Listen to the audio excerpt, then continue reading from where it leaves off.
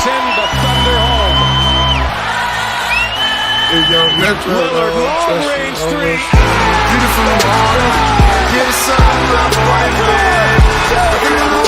Welcome to CO Sports Talk 76. It is July 27th, and today I'll be doing it alone with a special guest, kind of like what Oliver did when I was on vacation. He is in Iceland, I believe. Very fancy. But yeah, I'll be doing it with Johnny Macris today. So let's bring him on. It's actually going to be in person as we're in New York. And we have a lot to talk about as the MLB is getting good. The Subway Series just wrapped up. And yeah, let's get right into it. Johnny Macris, how do you feel today, my man? I feel all right. It's pretty good. I mean, we just got back from a good game. Starting Marte, it's a walk-off in the bottom of the ninth. Final score 3-2 Mats to take the Subway Series. So it's pretty cool.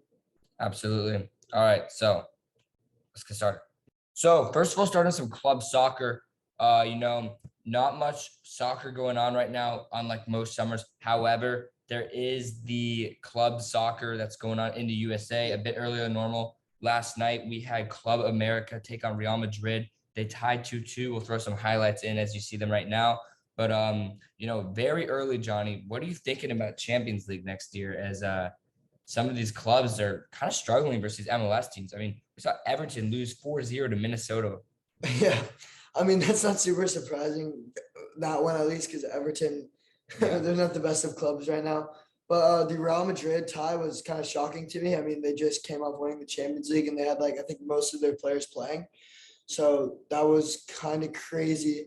As far as Champions League, I mean, I think really anything can happen. But I think this might be PSG's year, finally. Really? I think PSG looks really good on paper, and they play very well together. And they dominate Ligue 1 every year. And then also shout out to the Arsenal Gunners, because although they miss the Champions League about every year, they're actually undefeated in preseason and are just destroying these MLS teams. And they beat Chelsea the other day as well. So shout out the Gunners. Gabriel Jesus, an amazing signing. So, I mean, we'll see. I think Arsenal will probably make Champions League maybe next year, the year after. But as far as this year, I think PSG is probably my pick. I don't really think Spain is I don't think Barcelona is there yet. Yeah. And then Real Madrid, I don't think they're going to repeat.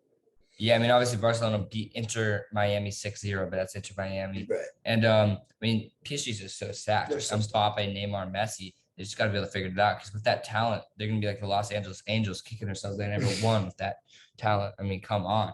But yeah, also we'd like to shout out anyone that's still watching us here in the Dog Days of Sports. I mean, right now we are literally in the Dog Days of Sports.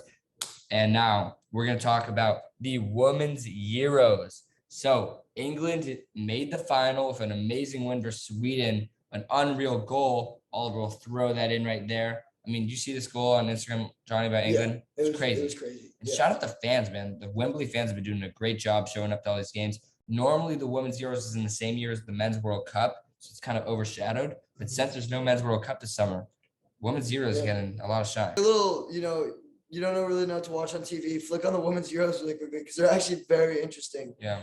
One of Casey's relatives actually is very big on Women's Euros. Yes. And just give it a chance. I mean, women's soccer, it's electric. I'm not going to lie. These Euros are kind of crazy.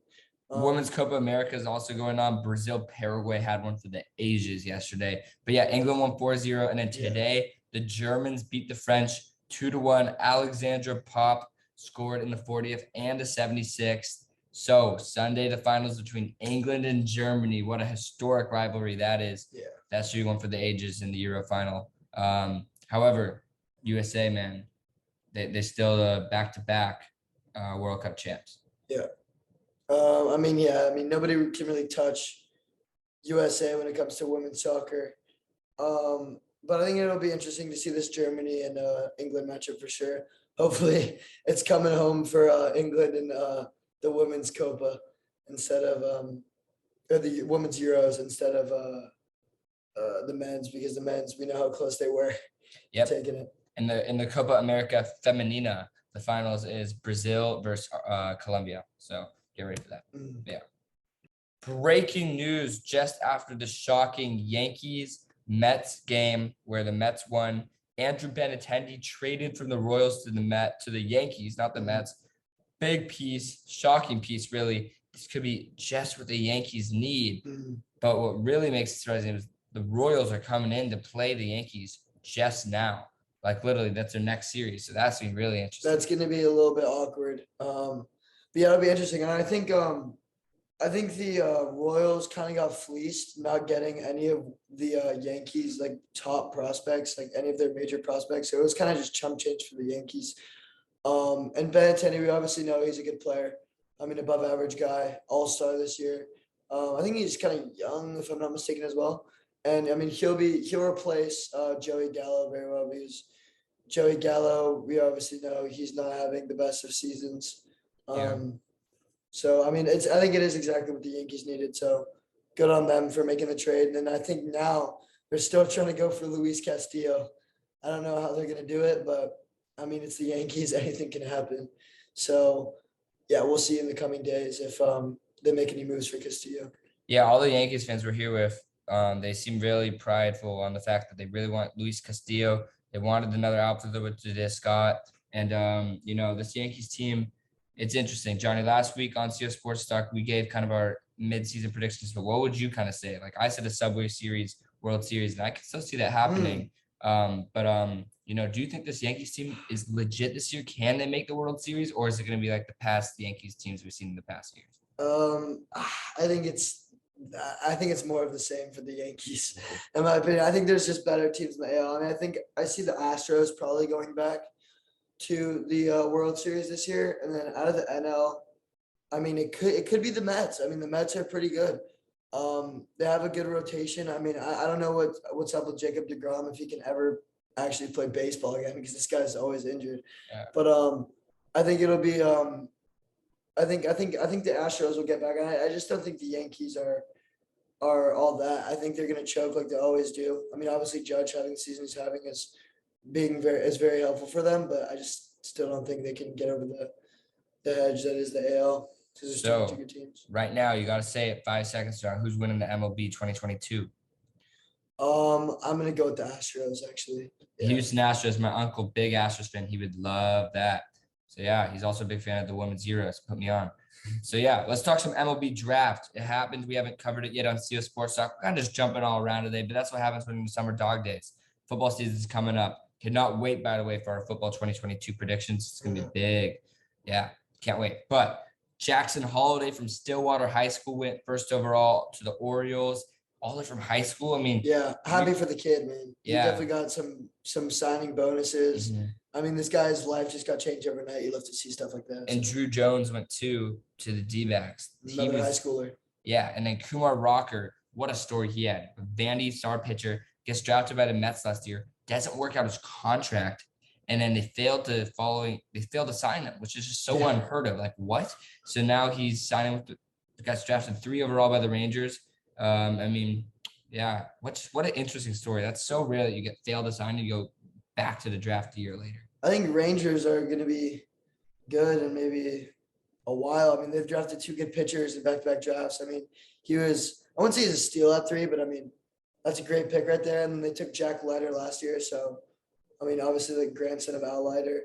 So, I mean, they got some good pieces at pitcher coming up. So, good on the Rangers. A couple more high schoolers from the South went at 4 at 5. An Oklahoma pitcher at 7. Brooks Lee from Cal Poly at 8. I think this guy's a really solid player. I've seen him play a few times. He could be a really good coach's son, a switch hitter, good from both sides. Brooks Lee, watch out for a Minnesota Twin. And then to, kind of transition here to the Giants, they took Reggie Crawford at pick 30. The left-handed pitcher and first baseman from UConn. Good pick. Yeah, I mean, I didn't know he played both pitcher and first. That's going to be kind of sick. Reminds me a little bit of Shohei Ohtani, but will he get there? I mean, who knows?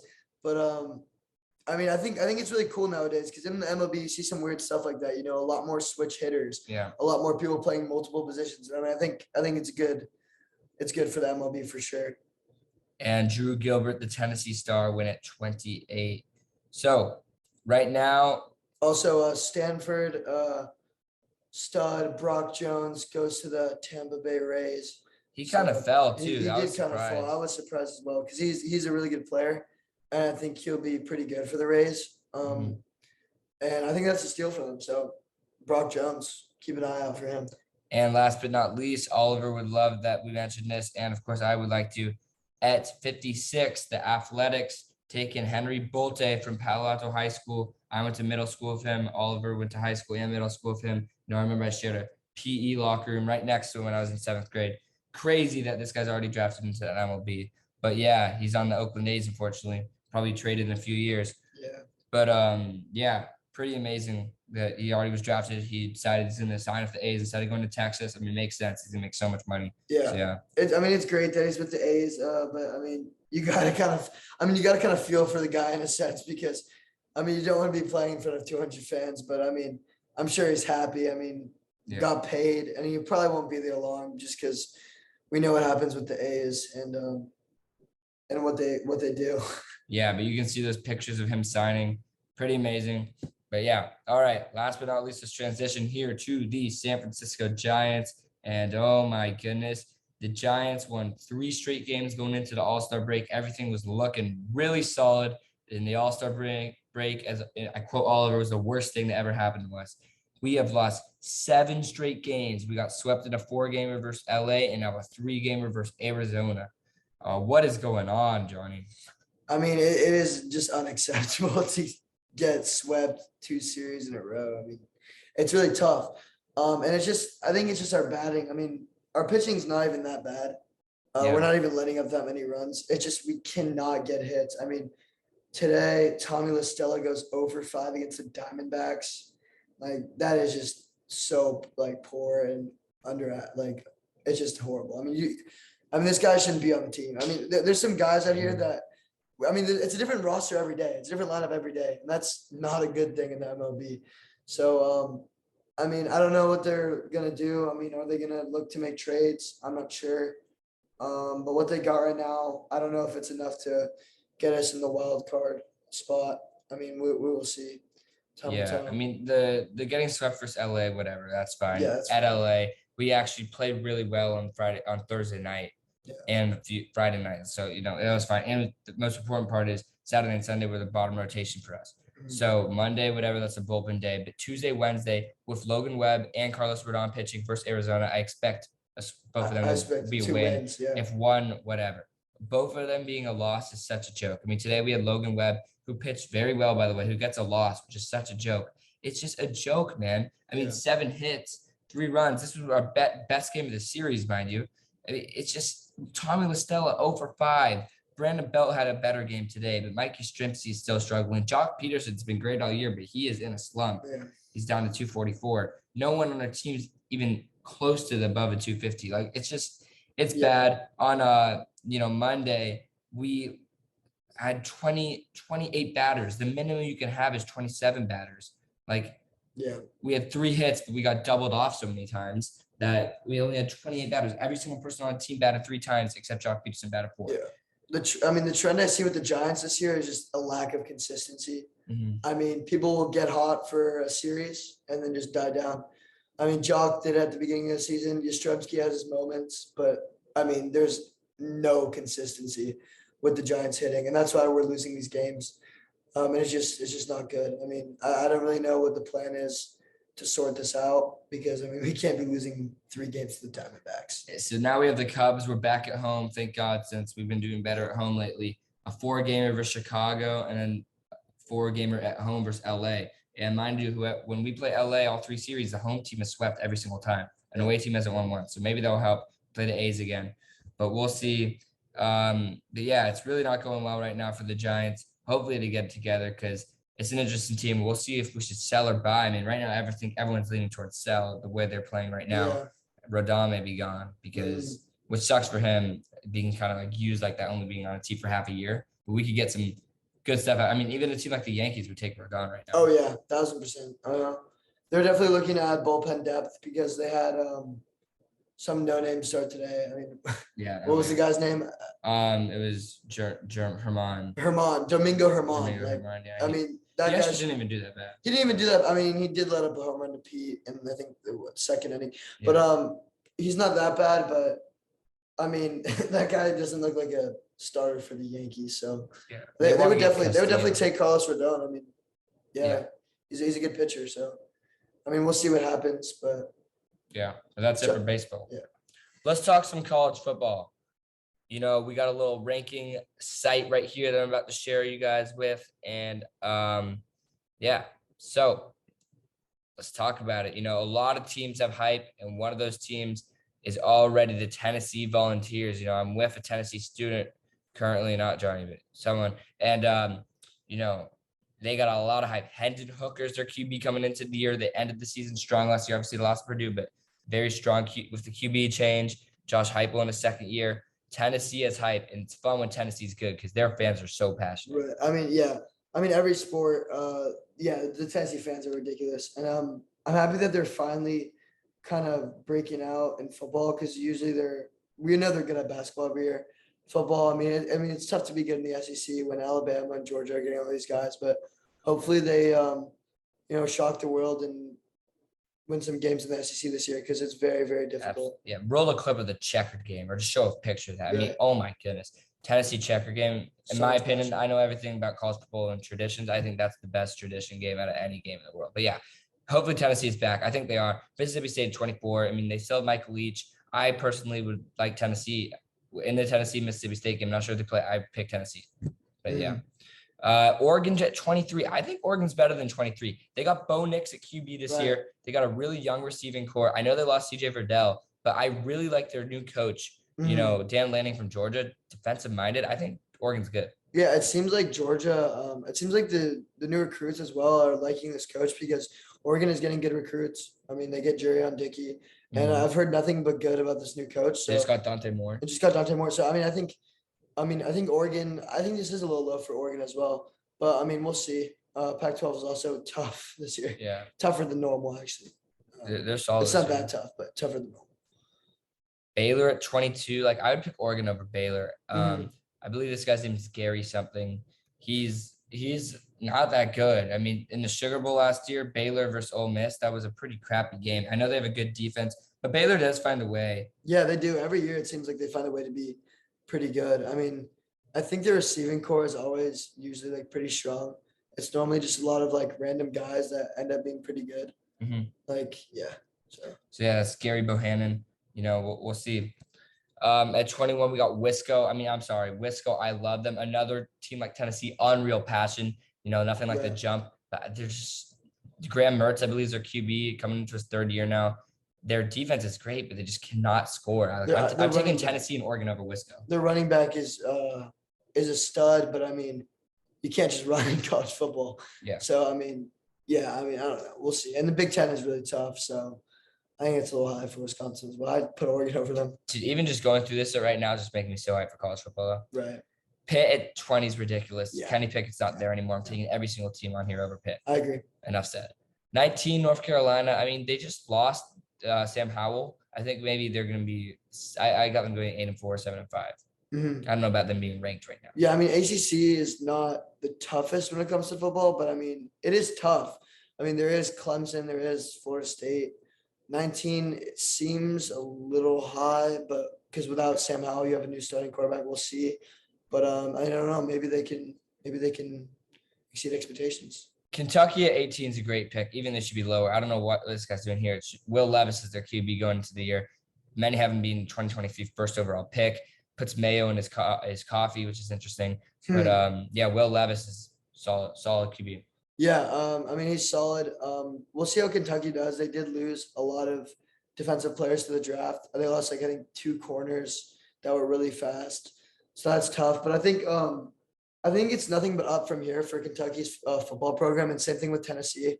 I think these smaller SEC football schools are kind of just on the rise. And I mean, you love to see it. You love to see Alabama getting more competition every year. So, I mean, this is great. This is great for football. Yeah, well, Tennessee has a little bit of history of Manning and stuff. Oh yeah.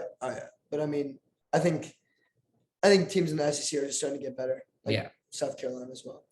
Ole Miss, Matt Corral's gone, obviously. But yeah, they're still going to be solid with the transfer of Jackson Dart. They're going to be really good. And Lane Kiffin, of course. So yeah. Wait, Oliver, edit this. I just want to make sure this is new because all these photos are old. Yeah, July 7th. Okay. Because all these photos are the old QBs, but whatever. So yeah, Jackson Dart. I mean, he's already had some experience at USC, so he's not completely new. So I mean, I think this is a reasonable ranking for Ole Miss. I think Jackson Dart's a good quarterback as well. I mean, the transfer portal sucks sometimes, but it's gonna be really fun seeing guys like Bo Nix at Oregon and Jackson Dart at Ole Miss. 16 Penn State. They have Sean Clifford running QB for them for like the 8th straight year. I don't see Penn State being that good, to be honest, with Clifford at QB. I hope he proves me wrong though, because once again, great traditions, the whiteout. Oh yeah, I was gonna bring that up as well. I mean, I think the checkered game and their whiteout are like top 2 in college football traditions. So I mean, that's dope, and they got a great atmosphere. 16, I think it might be reasonable, but like I said, Big Ten really, really tough. But we'll see. Penn State normally is pretty good, and they exceed expectations, so we'll see. 15, Michigan State. I actually like them lower. I mean, they're going to be really solid this year. They had an unreal year last year, and they had the same QB coming back in Peyton Thorne. I think they're a top 10 team. I don't know if this is my bias kicking in, but Michigan State was very run heavy last year, and they lost Kenneth Walker to the draft.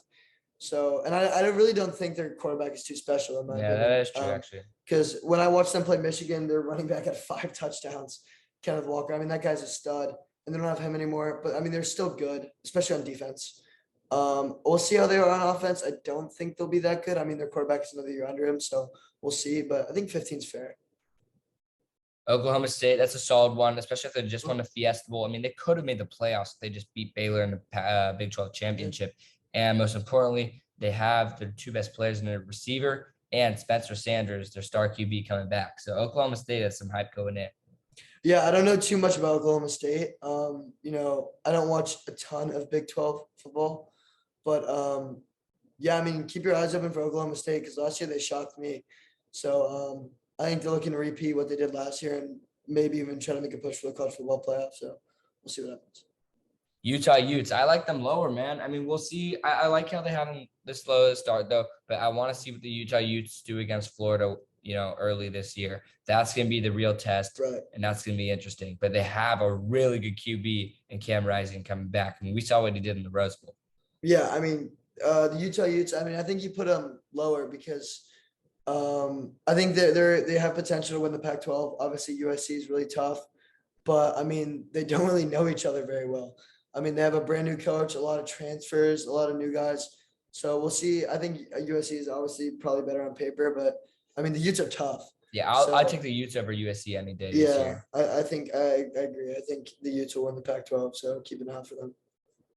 A&M, I like that. They were tough last year. They beat Bama. Yeah. They always have just really good defense. They recruit extremely well. Mm-hmm. Jimbo Fisher's a great recruiter. So I like A&M. I believe they have the same QB coming back, Calzada. So yeah, I like A&M at 12 there. Yeah, A&M, they're looking good for their future. I mean, I know people have been saying, "Oh, they're paying their players," but this is football, guys. I mean, they all do. They all do. Let's be honest. And they're getting a lot of good recruits in the next coming year. So, I mean, look out for Texas A&M to be one of the top football programs in the next couple of years. I mean, seems like they're just going up from here. So. And they don't have Zach Calzada. He transferred to Auburn, but yeah. Okay, and there we go, Auburn, Zach Calzada. So maybe they'll be good as well. Let's go through them fast. LSU at 10, I think is ridiculous. I don't think LSU will be very good. Right. They have a new coach, obviously, in Brian Kelly. And then I think Miles Brennan's going to be running QB for them, and he wasn't that good in 2021. So I don't like LSU. Like, I'll take Utah. I'll take Oregon over LSU. I'll take Oklahoma State. Yeah. I think it's ridiculous, especially in the SEC. I mean, I don't think they can muster that good of a record with the teams they're going to be playing and with the roster that they have and the new coach. I mean, not this year. To be ranked at 10 is just a little too high for them. I understand the SEC is on top, but still. Yeah, right. Miami at 9, I think, is a joke. I mean, I don't. I'm sorry, I don't even have them ranked. I don't know too much about Miami football. The only thing I know is they don't even have their own stadium. So I mean, and they don't really have a good fan base either. I'm not gonna lie. This isn't the 80s and 90s when they were really good. So they can't fill a stadium. They don't really have a lot of passion. I mean, that's just from the fan perspective. From a team perspective, I don't know too much. I mean, we'll see. They're an ACC team. So can they do well? Sure. I think Will they I have don't know. Van Dyke or something as their QB, but they one good game that I really do look forward to Saturday, September 17th. They play at Texas A&M. That'll be a really good historic game. Miami and A&M. OU, I like this. I'm at 8. I think OU is being underrated this year. They still have a lot of good players that remain with Marvin Mims, their leading receiver, and then most importantly, a really solid QB transfer from UCF and Dylan Gabriel, not to mention the great punter of Michael Turk. So don't get it twisted. And OU defense is really good with their new coach and Brett Venables. I like the Sooner team. Yeah, I mean, it's a different look for Oklahoma. Usually a high-powered offense. Now they're switching to high-powered defense. So, I mean, we'll see how it looks. You're definitely going to see some different Oklahoma football. Yeah. But, I mean, yeah, they're still going to be a top program, in my opinion. Texas at 7 is a joke. Like, I don't even want to talk. Let's just wait till they get Arch Manning. Yeah, dude, what? Yeah. Is Quinn Ewers is going to be starting probably for them, I believe. Yeah, I mean, we'll see. With Casey Thompson, I believe, transferred to Nebraska. So I mean, we'll see how Quinn Ewers is. I mean, the guy hasn't played a snap of college football, so we'll see. I mean, I don't know. Michigan 6. Johnny can talk about Michigan. So, yeah, I mean, Michigan, they did lose 2 of their really good defensive players. I mean, David Ojabo and Aiden Hutchinson obviously drafted first and second round. But, I mean, the quarterbacks are back. It's going to be interesting to see who starts this year. I mean, my pick, if it were up to me, I'd take J.J. McCarthy. I think, they played him for a reason last year. I know. So, and that's to prep him for this year. So I think it shouldn't really be too much of an issue. I think you start him over Cade McNamara.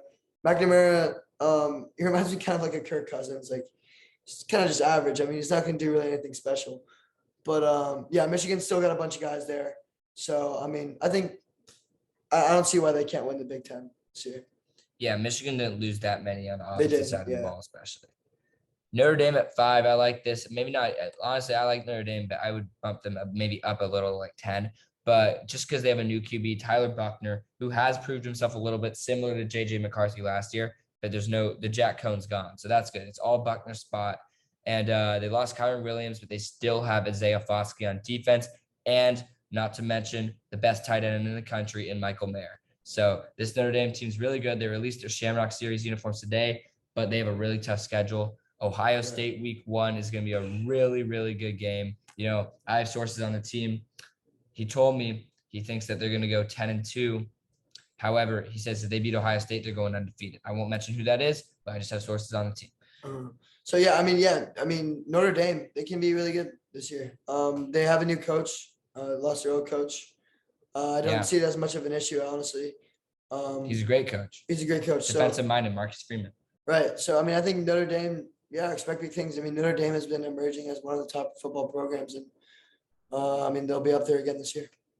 At 4, we got the Clemson Tigers. This is interesting because Clemson struggled a lot last year. Right. However, this year, I mean, this should be solid, especially with DJ and giving me his 3rd year getting PT. However, they have a really, really good freshman in Cade Klubnik. Yeah. Maybe he'll start if DJ struggles. Yeah, I've heard some mixed things about the quarterback competition. I mean, I heard Cade Klubnik is an absolute stud.